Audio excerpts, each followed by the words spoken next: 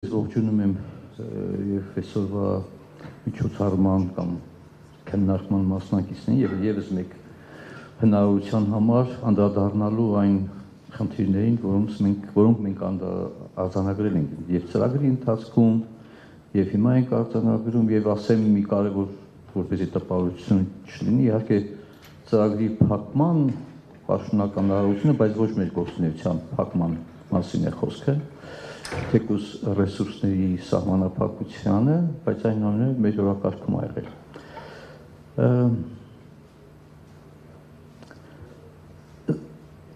Ծրագիրը ռեսուրս է, որ մեզ հնարավորություն տվեց իրապես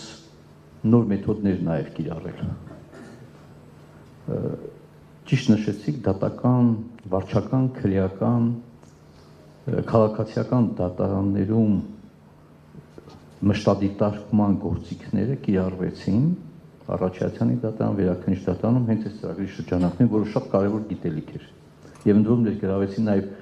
այլ քաղաքացիներ որպես մշտադիտարկողներ, այսինքն գիտելիքի տարածման նաև ինստիտուցիոնալ հնարավորություններ։ Ողջամիտ ժամկետում եւ դատականության հրապարականության երկու հիմնական խնդիրները, որոնք մենք ուսումնասիրել ենք եւ կարող եմ ասել, որ այո, ցավոք սրտի ողջամիտ ժամկետում գործերի քննության սկզբունքը շարունակաբար մնում է խախտված։ Գիտեք, մի բան հիշեցի 2001 թվականից, երբ Հայաստանը անդամագրվեց Եվրոպայի խորհրդին եւ վերցրեց պարտավորություններ, արդեն 24 տարի նույն հարցերի մասին ենք խոսում։ 24 տարի։ Ես կարող եմ հիշատակել 2004-2005 թվականի Եվրոպայի խորհրդի փորձագիտական խմբի գնահատականը դատական համակարգի, փաստաբանական համակարգի եւ այլն դատավորների այն ժամանակ 3 ասենց հատորանոց նույն խնդիրները դատալեքսում չեն հրապարակվում օրենքով սահմանված դատական օրենսգրքով սահմանված տեղեկատվությունները գործերի վերաբերյալ։ Սա փաստ է։ Պետք չի ստեղ ոչ գիտելիք, ոչ այդ գործը որ լրացվում, պետք է լրացվի։ Միջնորդությունները, հետաձգությունները, որ չկա, չի լրացվում։ Սա տարական բան է։ Չգիտեմ, այն ինչ ռեֆորմա պետք անել, որ տարական այդ պարտավորությունը կատարվի։ Երեք Վերաքննիչ քրեական դատարանը դիտարկեց Գեորգի Կինոյանի կալանքի վերաբերյալ բողոքը եւ ես արձանագրում եմ մեր դատական համակարգում դատարանը ոչ թե ղեկավարվում է օրենքի գերակայության սկզբունքով, այլ օրենսդրական ընթացակարգերով։ Հիմքում հարցի լուծման հիմքում չի դիտարկվում իրավունքի տեսակետից, այլ օրենքը ոնց է կարգավորում։ Իսկ շատ դեպքերում այդ օրենքը խիստ մակերեսային է։ Եվ ինչքան ուզում եք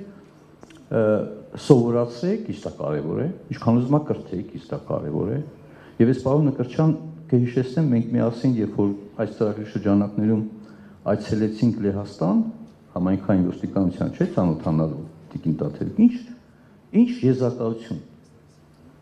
Ժողովրդավարական արդեն Եվրոպայական միության անդամ պետությունը, երբ որ քաղաքական իշխանությունը փոխվել էր այդ Կաչինսկիների ժամանակ, ոստիկանական համակարգը ուղղակի լուրջ խնդիրների առաջ էր կանգնել եւ մարդիկ, որոնք տարիներ շարունակ նվիրված իրենց ծառայությանը, դուրս էին եկել համակարգից։ Սա ինչ եմ ուզում ասել։ Այո, քաղաքական կամքը որոշիչ նշանակություն ունի բարեփոխումների բովանդակային իրականացման վրա։ Սա ռեֆորմների նախաձեռնողը պետք է ոչ թե ռեֆորմներին մոտենա որպես պատվավոր թղթի կարգավիճակով, այլ բովանդակային տեսակետից։ Սա հարցեր են, որոնք եւ դեպի նաեւ մի եզակացություն, ոչ մի անգամ չմտածեք, որ եթե ռեֆորմը արվեց նույնիսկ հաջողությամբ, դա երաշխիք է, որ վերջ այդ խնդիր չենք ունենալու։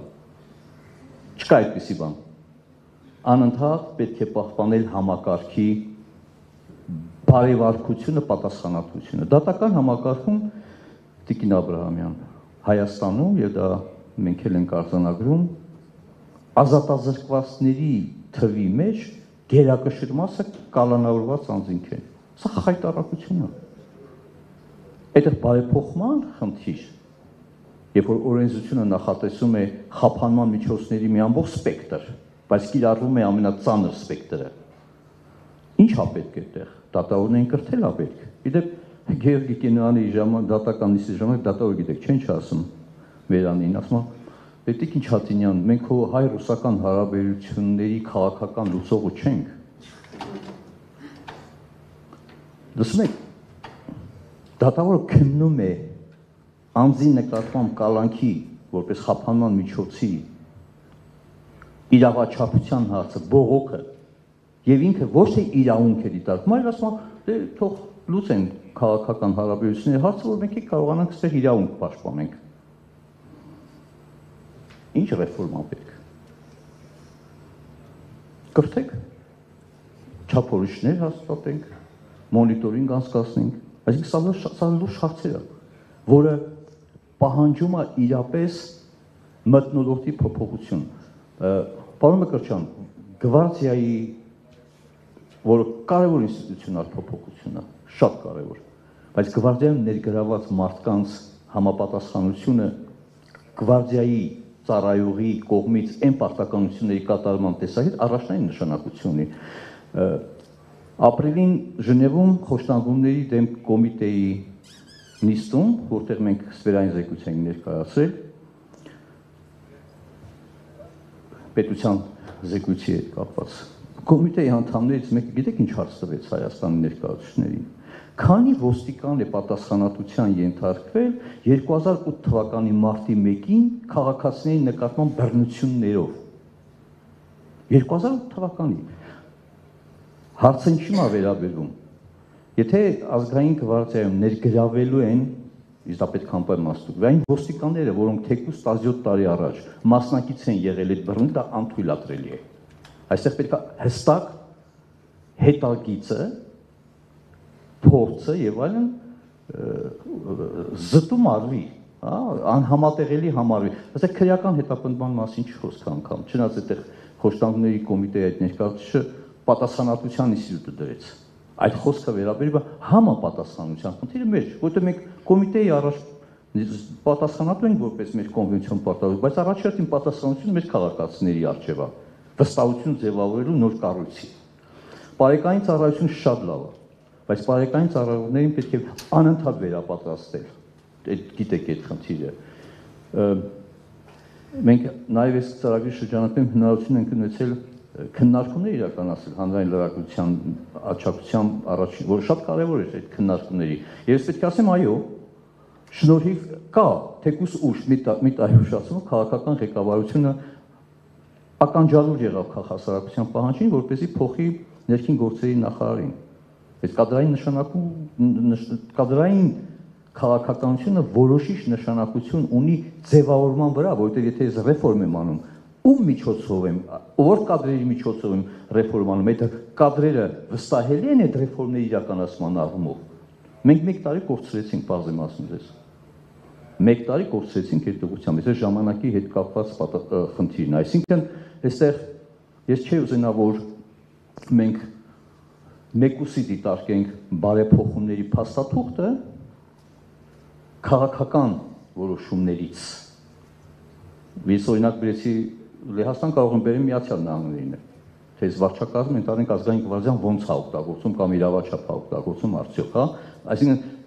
նույնիսկ ժողովրդավարական կայացած պետություններում քաղաքական փոփոխությունը, քաղաքական մոտեցման փոփոխությունը ավելի ավտորիտար ինչ մարտահրավերների է հանգեցնում։ Եվ ես ավարտեմ իմ, եթե հարցեր կլինեն իհարկե մեր մշտադիտարկման կոնկրետ արդյունքների ավելի կմանրացնեմ, բայց ավարտեմ խոսքս Տիկին Տաթևիկային կարևոր արձանագրմամբ Հայաստանի Հանրապետության անվտանգային մարտահրավերների կոնտեքստում արտաքին մարտահրավերները առանց ներքին անվտանգային մարտահրավերների դիմակայելու հնարավոր չէ։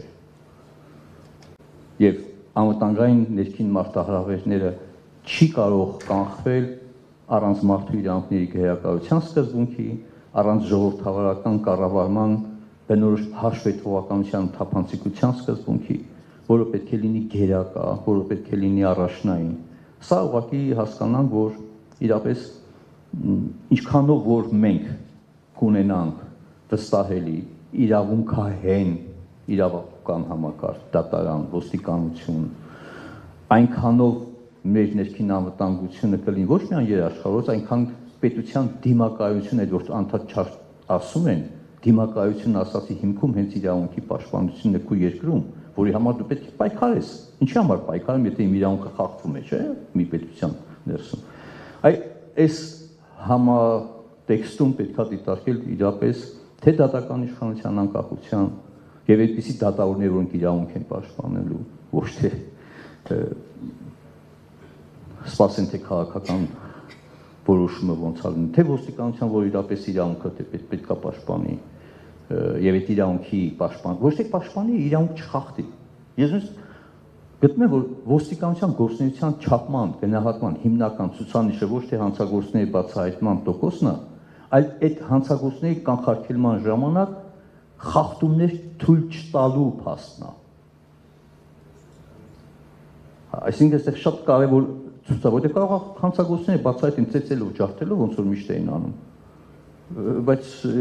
ապացույցները համարվեն առ ինչի սկզբան է, հա, որտեղ դա շատ կարևոր է։ Շնորհակալություն։ Ձեզ շնորհակալություն, ես պատկերացնում եմ, որ շատերը